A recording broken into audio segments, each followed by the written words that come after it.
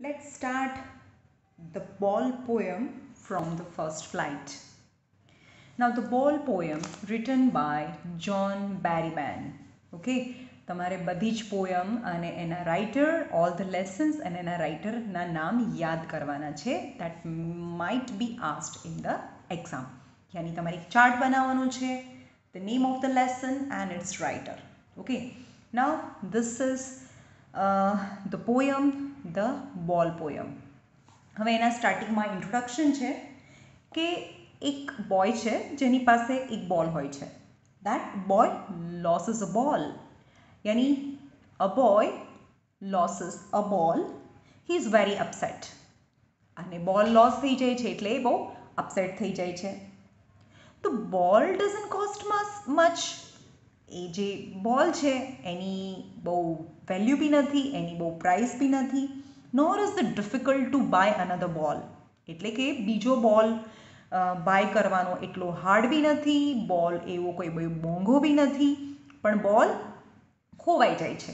એક નાના બચ્ચું હોય છે, એક બેબી હોય છે, એક બોય હોય છે, એનાથી એ બોલ ખોવાઈ જાય છે. Then why then the boy become so upset. એ બોલ બહુ કોસ્ટલી બી નથી તો પણ એ કેમ બહુ અપસેટ થઈ જાય છે? For that you have to read this lesson. તમારે આખું લેસન છે એ રીડ કરવાનું છે. See what the poet things has been lost. કે પોએટ આમાં બતાવે છે કે એણે એકચ્યુઅલીમાં બોલ ખોયો છે કે બોલને એ બીજા કોની સાથે કમ્પેર કરે છે એની લાઈફ સાથે. And what the boy has to learn from the experience of losing something. એટલે કે એની લાઈફની અંદર અત્યારે એ બહુ નાનો છે, એનું પહેલું પોઝેશન છે બોલ, અને એ બોલ ખોવાઈ જાય છે તો એને કેવું ફીલ થાય છે, અને એ બોલ છે એનાથી લોસ્ટ થઈ જાય છે તો એનાથી એ શું શીખે છે. that all elaborately described in the poem.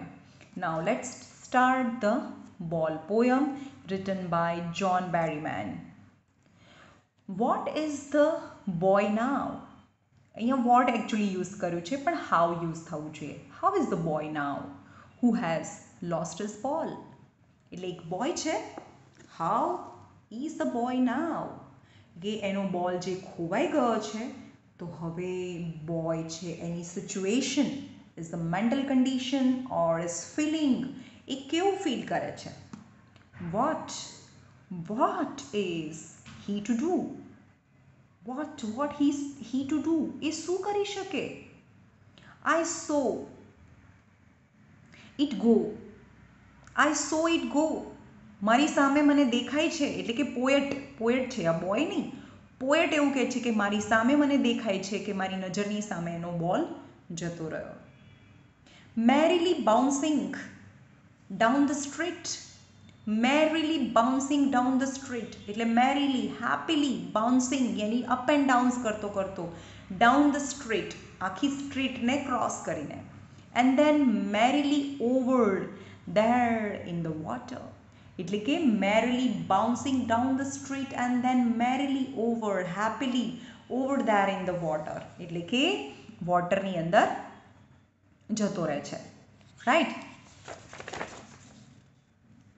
No use to say O there are other balls. એટલે કે રાઇટર હવે અહીંયા એવું કહે છે, પોએટ એવું કહે છે કે હું એને જઈને એવા બી વર્ડ્સ યુઝ કરીને નથી કહી શકતો કે O there are other balls. યાની O there are other balls, the meaning is loss is not important to worry about. આપણે એને જઈને એવું નથી કહી શકતા કે ભાઈ કંઈ વાંધો નહીં, તારો બોલ ખોવાઈ ગયો તો શું થઈ ગયું, બીજા બી બોલ્સ છે ને શોપમાં, let's go and shop another balls. હું એને જઈને એવું બી નથી કહી શકતો. Right. And ultimate shaking grief. Ultimate યાની મેક્સિમમ, અલ્ટિમેટ પોઈન્ટ યાની મેક્સિમમ હાઇટ, અલ્ટિમેટ હાઇટ યાની મેક્સિમમ હાઇટ, યાની અલ્ટિમેટ યાની મેક્સિમમ. શેકિંગ ગ્રીફ, શેકિંગ યાની ઝીંઝોળ દે એવું, ગ્રીફ મતલબ સેડનેસ. હવે એ તો ડિપેન્ડ કરે છે on the age or age to age, the value of the thing. હવે નાનું બેબી છે 2 યર્સનું, એને મિલિયન્સ ઓફ રૂપીઝ એને આપી દો તો એ એનાથી હેપી નથી. Because for that baby which is 2 years old or 3 years old, એની માટે એને જે બી જેને ખાવું મતલબ એની જે ફેવરેટ થિંગ્સ છે એને ખાવું છે એની માટે એનું ઇમ્પોર્ટન્સ છે અથવા એની માટે એનું ટોયઝનું ઇમ્પોર્ટન્સ છે. But when that same child grows and become adult, then the priority changes. એની માટે ટોયઝનું કોઈ ઇમ્પોર્ટન્ટ નથી, એની માટે પ્રાયોરિટી અલગ થઈ જાય. Still the age increases at the age of 60 or 70 or 80. At that time again the value of money decreases and other things become the priority. Okay, so એવું કહે છે કે અલ્ટિમેટ શેકિંગ ગ્રીફ યાની maximum sadness fixes the boy. Fixes મતલબ freezes the boy, એટલે બોયને એટલું બધું દુઃખ થયું છે. Freezes the boy as he stand rigid. એ ત્યાં ને ત્યાં એ જોવે છે એની નજરની સામે અને એ એની સામે એની જે આઈસ છે એની સામે બોલ છે એ પાણીમાં જઈને પડી જાય છે. સો હી સ્ટેન્ડ રિજીડ, એકદમ પથ્થર થઈ જાય છે, એકદમ હાર્ડ થઈ જાય છે. Trembling and staring down. Trembling યાની shaking his body with pain with grief and staring down. Stare કરે છે. સ્ટેર કરવું મતલબ વિધાઉટ એની સ્ટેર મતલબ steady look, constantly looking. Down યાની જ્યાં બોલ જાય છે ત્યાં એ ધારીને જુએ છે, ઘૂરીને જુએ છે. All his young days into the harbor.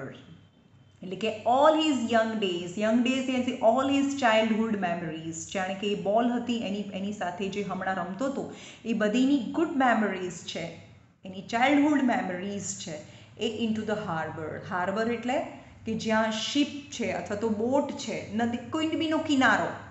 હવે અહીંયા આગળ એટલો મોટો દરિયો નહીં વિચારવાનો કે એની બાજુમાં છોકરો રમતો હતો. હાર્બર એટલે જ્યાં પાણી સ્ટાર્ટ થાય, વેર ધ વોટર સ્ટાર્ટ. ઓકે, તો એ હાર્બરની અંદર એનો બોલ જતો રહે છે. વેર હિઝ બોલ વેન્ટ એટલે કે ક્યાં જતો રહે છે એનો બોલ છે એ હાર્બરની અંદર. Into the harbour. All his young days into the harbour where his ball went એટલે કે એના યંગ ડેઝ ક્યાં જતા રહ્યા? હાર્બરમાં, પાણીની અંદર જતા રહ્યા.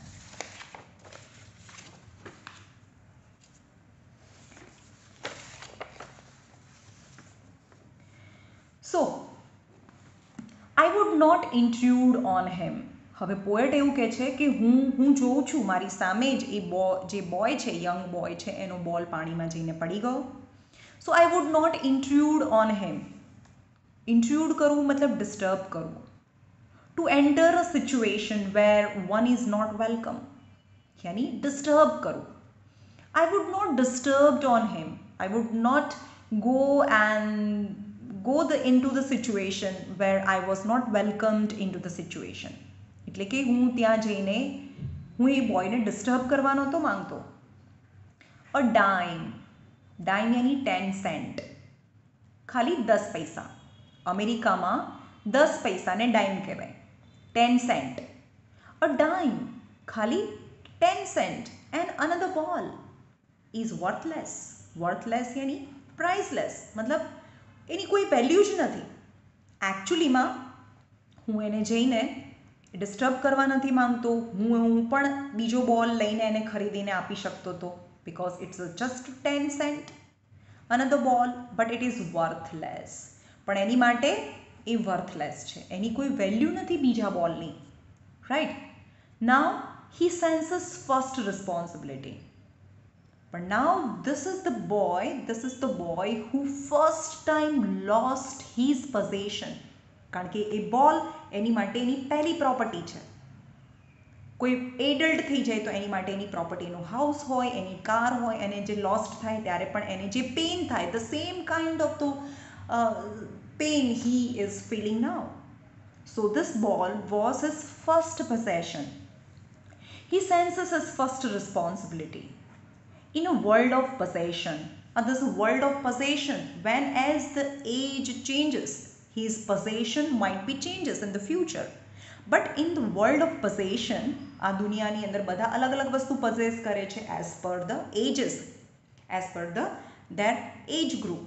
But as the boy is so little, so his first possession is ball And when he lost his ball, he feel his responsibility. He senses his first responsibility that he's lost his first possession. People will take balls and balls will be lost always. એટલે હવે poet એવું કહે છે કે હું એને ઇન્ટ્રુડ કરવા નથી માંગતો, એને ડિસ્ટર્બ કરવા નથી માંગતો, અને હું ચાહું તો હું બીજો બોલ લઈને એને આપી શકતો હતો, પણ ઇટ ઇઝ વર્થલેસ. બિકોઝ આ દુનિયા છે, આ વર્લ્ડ ઓફ પોઝેશન છે, એમાં પીપલ વિલ ટેક યોર બોલ. અહીંયા ખાલી બોલ કીધું છે, મતલબ લાઈફમાં તમે જેમ જેમ આગળ જશો, તમારી પાસે પૈસા હોય કે બીજા કોઈ બિલોંગિંગ્સ હોય, તો એવા તો તમને લાઈફમાં ઘણા બધા લોકો મળવાના જે તમારો બોલ લઈ લેશે. એટલે કે તમારી પાસેથી પૈસા લઈ લેશે, અથવા તો તમારી પ્રોપર્ટીઝ લઈ લેશે, ઓર કોઈ લોકો લઈ લેશે, or by the ball will be lost always. એટલે કે તમારી જે પોઝેશન છે વિલ બી લોસ્ટ ઓલવેઝ. એ ક્યારે પણ લોસ્ટ થઈ શકે. Life is always up and downs. A little boy એટલે લિટલ બોલને એડ્રેસ કરીને કહે છે, એટલે કે આપણને બધાને એડ્રેસ કરીને કહે છે કે you people always people will take your ball, or might be the ball will be lost always. એટલે કે લોકો તમારું પોઝેશન લઈ શકે, અથવા તો તમારું પોઝેશન છે એ ક્યાંય ખોવાઈ જાય. તમે કોઈ બિઝનેસ કરો તો બિઝનેસમાં તમને બહુ મોટી નુકસાની જાય, એવું બી બને, right. And no one buys a ball back. એ કે બોલ છે તે ઓલવેઝ ખોવાવાનો, અથવા તો કોઈ પીપલ છે એ તમારો બોલ લઈ લેશે, અને કોઈ પણ તમને પાછું એ બોલ ખરીદીને નહીં આપે.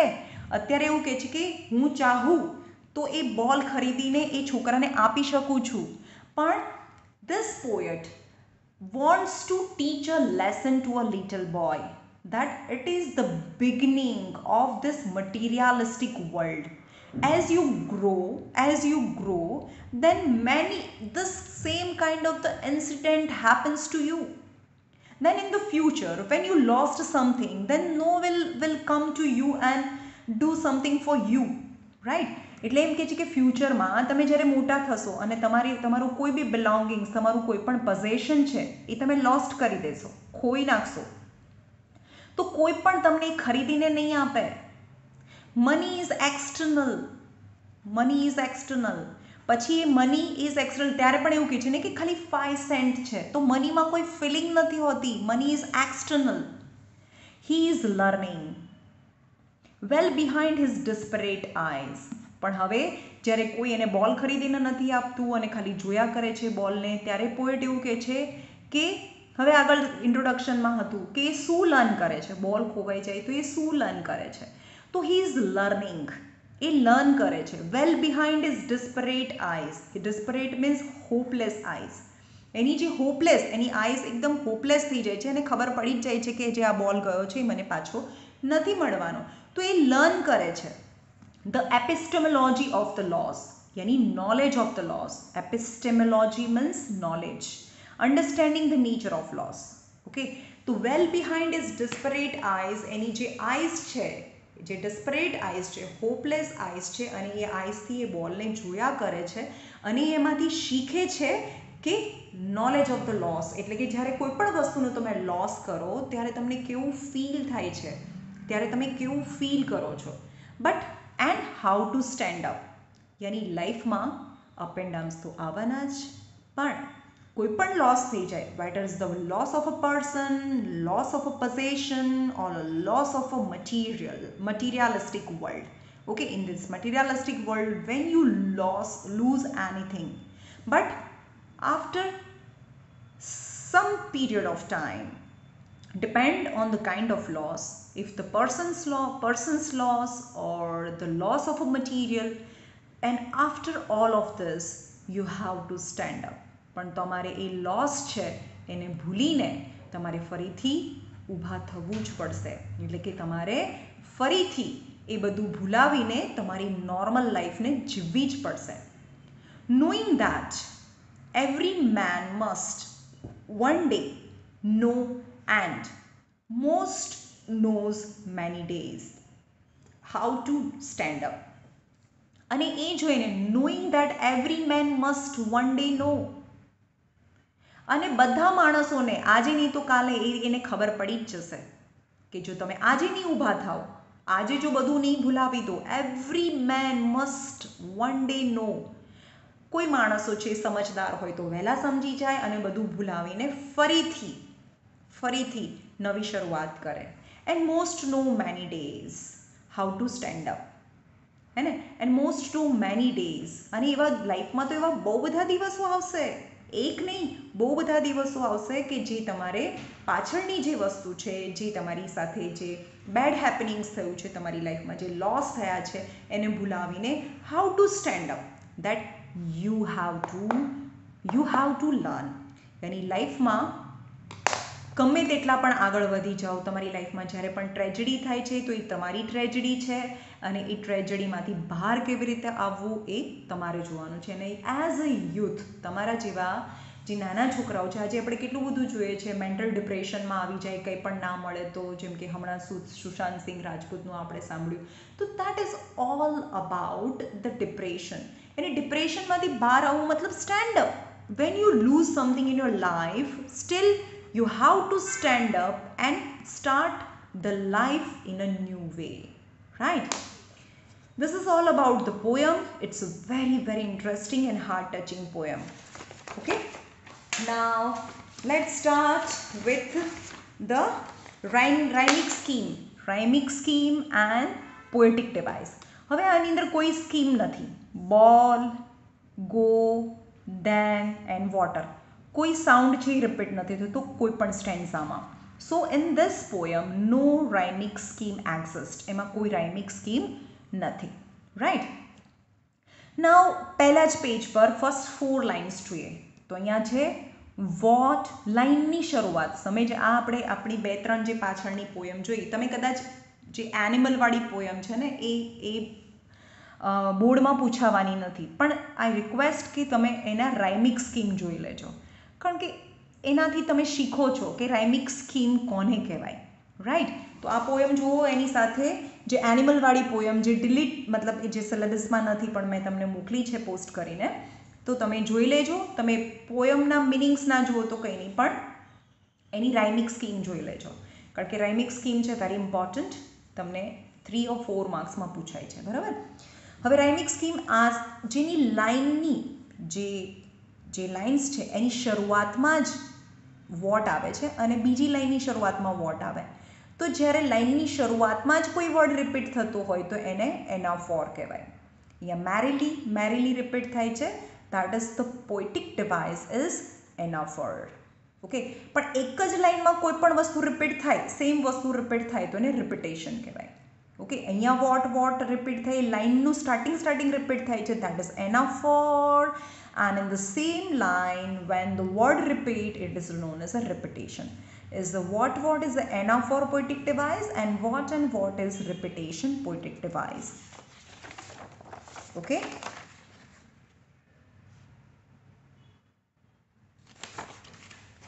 Now, ચલો અહીંયા છે balls અને balls. એક જ લાઇનમાં 2 વર્ડ રિપીટ થાય છે અને same word, that is repetition. Okay, અહીંયા છે man must, m રિપીટ થાય છે, that is same sound repeat, મતલબ સ્ટાર્ટિંગ રિપીટ થાય છે ને, સ્ટાર્ટિંગ રિપીટ થતું હોય તો એલિટ્રેશન કહેવાય, પણ વચ્ચે જો કોન્સનન્ટ રિપીટ થતું હોય તો કોન્સનન્સ કહેવાય, અને વચ્ચે જો વોવેલ રિપીટ થતા હોય તો એને એસોનન્સ કહેવાય.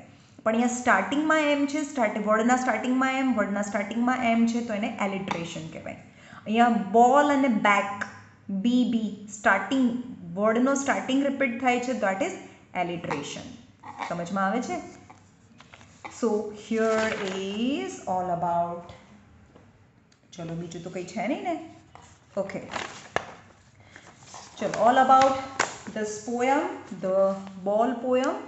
And I request you, today's homework is you have to write all the lessons as well as its writer against the name of the chapter.